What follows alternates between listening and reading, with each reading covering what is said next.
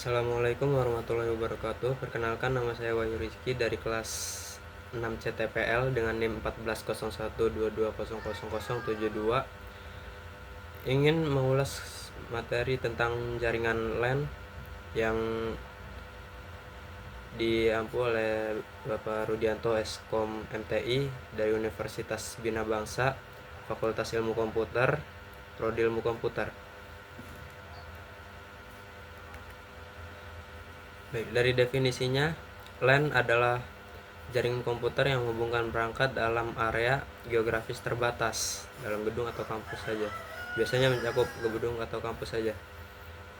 Dan karakteristiknya, dalam kecepatannya tinggi, areanya terbatas, dan kepemilikannya pribadi, dan juga biaya pemeliharaan yang relatif rendah. Latensi rendah menjadi keunggulan utamanya.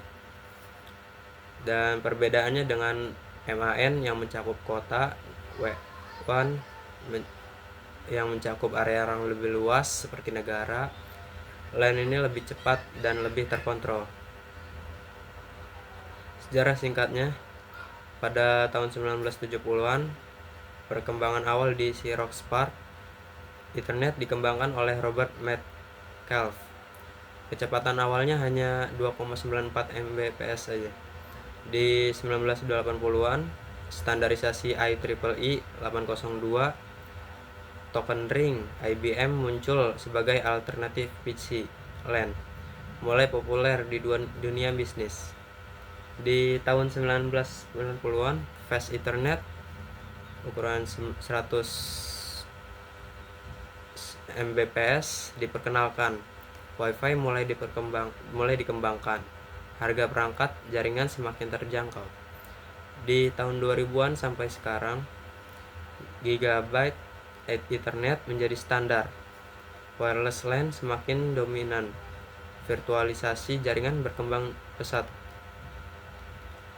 Lalu di komponen utama jaringan LAN, di perangkat keras ada network interface card, terus ada switch dan hub, router dan gateway, terus ada access point, repeater atau bridge. Terus di perangkat lunaknya ada sistem operasi jaringan, driver perangkat, terus software monitoring, dan aplikasi manajemen jaringan. Di media transmisi ada kabel UTP atau STP, terus kabel fiber optik, terus media wireless, dan yang jarang ada kabel koaksial. Terus di topologi jaringan LAN, ada topologi bus yang dimana semua perangkat terhubung ke satu kabel utama. Sederhana, namun juga rentan terhadap kegagalan. Terus di topologi star, setiap perangkat terhubung ke hub atau switch pusat, dimana ini yang paling umum digunakan saat ini. Terus di topologi ring, dimana perangkat terhubung dalam lingkaran tertutup, datanya bergerak satu arah. Lalu di topologi tree, menggabungkan beberapa jaringan star, ideal untuk organisasi besar. Terus di topologi mesh, dimana setiap perangkat terhubung ke semua perangkat lain, sangat andal tapi juga mahal. Selanjutnya di protokol jaringan LAN, ada Ethernet IEEE 802.3. Di sini ini adalah protokol paling populer, yang mana menggunakan CSMA atau CD untuk mengatasi tabrakan data. Kecepatannya bervariasi dari 10 Mbps hingga 400 Gbps. Lalu ada Wi-Fi dengan IEEE 802.11. Ini merupakan standar untuk jaringan berkabel yang memiliki berbagai varian seperti 802.11a atau B atau N atau AC atau AX dengan kecepatan dan jangkauan berbeda. Kemudian ada token ring atau IEEE 802.5, dikembangkan oleh IBM menggunakan token buat mengatur akses ke medianya, tapi sekarang jarang digunakan. Lalu ada arsitektur jaringan LAN. Di sini ada 4 lapisan.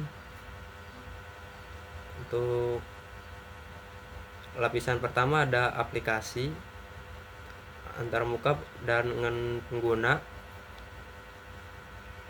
Terus lapisan transport merupakan kendali pengiriman data end to end. Terus ada lapisan internet atau network, dimana routing dan pengalamatan atau IP. Terus lapisan data link atau fisik, si transmisi bit dan akses media. Di model OSI memiliki 7 lapisan, sedangkan TCP/IP memiliki 4 lapisan. Setiap lapisan memiliki fungsi spesifik dalam komunikasi jaringan. Di pengalamatan dalam LAN ada IP address, di mana alamat logis berupa angka 32 bit untuk IP versi 4 atau 128 bit untuk IP versi 6. Contohnya di situ ada menunjukkan IP.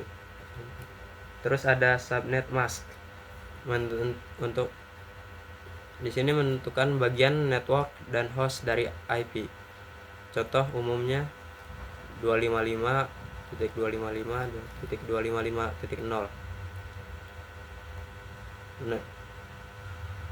Lalu ada gateway dan DNS, di mana gateway merupakan pintu keluar jaringan lokal atau router, dan DNS penerjemah nama domain ke IP address. Kemudian ada di sini konfigurasi dasar LAN.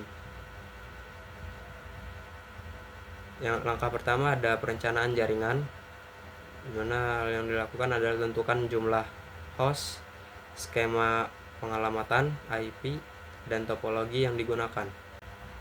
Terus di perangkat dipasangkan, lalu di konfigurasi IP-nya bisa melalui DHCP otomatis atau manual di pengaturan jaringan. Kemudian di pengujian konektivitas, gunakan perintah ping di command line interface untuk menguji koneksi, dan traceroute untuk melihat jalur paket data. Terus untuk keamanan jaringan LAN di sini ada ancaman umumnya, yaitu malware dan virus. Terus man in the middle attack, ARP poisoning, akses flash tidak sah. Lalu ada perlindungan dasarnya dengan firewall, hardware dan software. Terus antivirus terupdate, dan pemilteran MAC address dan pemantauan jaringan. Untuk enkripsi datanya bisa menggunakan protokol HTTPS, VPN untuk koneksi remote, terus enkripsi wireless menggunakan atau WPA3, terus file sharing terenkripsi. Lalu ada manajemen aksesnya dengan autentikasi multifaktor, dengan manajemen password, pembatasan hak akses, dan log aktivitas user. Lalu manajemen jaringan LAN. Di monitoring jaringan dilakukan dengan cara pemantauan bandwidth, penggunaan sumber daya, dan konektivitas. Softwarenya ada PRTG, Nagios, dan Wireshark. Dengan troubleshooting, caranya dengan pendekatan sistematis untuk mendiagnosis masalah, mulai dari lapisan fisik hingga aplikasi.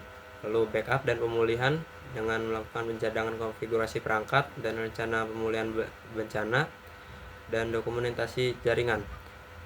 Lalu pembaruan dan patch, pembaruan firmware perangkat, patch keamanan, upgrade perangkat keras secara berkala juga. Untuk performa jaringan LAN, pada faktor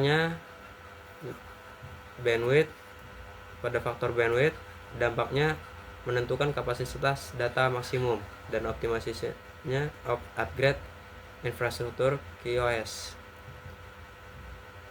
Lalu latensi pada faktor dengan dampak penundaan pengiriman data, dengan optimasi mengurangi hop prioritas traffic. Lalu dengan faktor jitter, dengan dampak variasi latensi berpengaruh pada streaming, dengan optimasi buffer, QoS, dan traffic shaping. Lalu di faktor paket loss dengan dampaknya kehilangan data dalam transmisi. Di dalam optimasinya meningkatkan kualitas koneksi. Performa jaringan dapat diukur menggunakan tools seperti iPerf, speed test, dan software monitoring khusus. Lalu visualisasi dalam LAN, virtual LAN yang pertama. Jaringan logis yang memisahkan broadcast domain. Ini meningkatkan keamanan dan manajemen, memungkinkan pengelompokan perangkat berdasarkan fungsi, bukan lokasi fisik. Terus manfaatnya adalah peningkatan keamanan, efisiensi bandwidth, fleksibilitas administrasi, isolasi trafik, dan optimasi performa. Ada software defined networkingnya, pemisahan control plane dan data plane, otomatisasi dan programabilitas jaringan, memungkinkan konfigurasi terpusat dan adaptif. Pada LAN nirkabel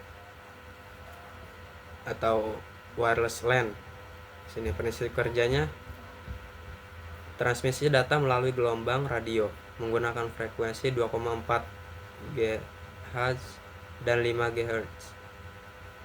Memerlukan akses point sebagai pemancar. Terus di standar IEEE 802.11 sini bisa lihat. Terus cakupan dan interferensinya, jangkauan dibatasi oleh dinding dan benda padat. Terus interferensi dari perangkat elektronik lain, penggunaan channel yang tepat sangat penting. Keamanannya di sini bisa dilihat ada WP yang usang dan tidak aman, WPA atau WPA itu personal dan lainnya. Kemudian di studi kasus di sini ada implementasi LAN di perusahaan.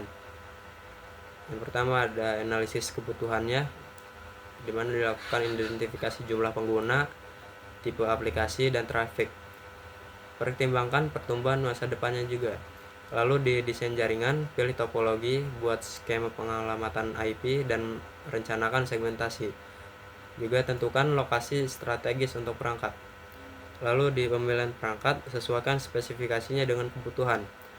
Pertimbangkan skalabilitas, keandalan, dan dukungan vendor. Di implementasi dan pengujian, langkah terakhir. Pasang dan konfigurasi perangkat, uji konektivitas dan keamanan. Dokumentasikan semua konfigurasi supaya memudahkan pemeliharaan ke depannya. Lalu di tren terkini dalam teknologi LAN ada 90 watt power over Ethernet, terus ada 10 Gbps Ethernet kecepatan tinggi, 100% cloud management LAN, ada 6i Wi-Fi 6 atau 6i ini. Sekian dari saya, mungkin kurang lebihnya mohon maaf. Wabillahi taufiq wal hidayah. Wassalamualaikum warahmatullahi wabarakatuh.